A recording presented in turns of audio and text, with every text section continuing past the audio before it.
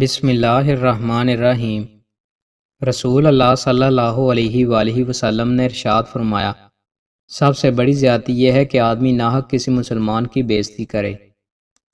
رسول اللہ صلی اللہ علیہ وآلہ وسلم نے ارشاد فرمایا، تم اللہ کی اس طرح عبادت کرو گویا کہ تم اسے دیکھ رہے ہو، ورنہ یہ عقیدہ لازماً رکھو کہ اگر تم اسے نہیں دیکھتے تو وہ تمہیں ضرور دیکھ رہا ہے۔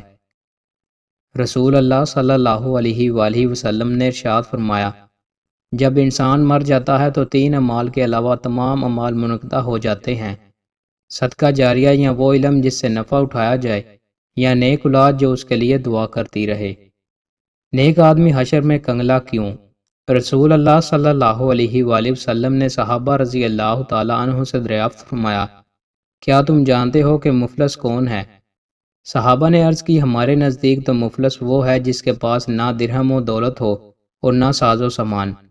رسول اللہ صلی اللہ علیہ وآلہ وسلم نے فرمایا، میری امت کا اصلی مفلس وہ شخص ہے جو قیامت کے دن نماز، روزہ اور زکوٰۃ لے کر آئے گا، مگر اس نے دنیا میں کسی کو گالی دی ہوگی، کسی پر بہتان لگایا ہوگا، کسی کا مال کھایا ہوگا، کسی کا خون بہایا ہوگا اور کسی کو مارا ہوگا، چنانچہ اس کی نیکیاں ان مظلوموں میں بانٹ دی جائیں گی، مگر مکمل ادائیگی سے پہلے ہی اس کی ساری نیکیاں ختم ہو جائیں گی، چنانچہ ان مظلوموں کے گناہ اس پر ڈال دیے جائیں گے اور پھر اس شخص کو جہنم میں پھینک دیا جائے گا۔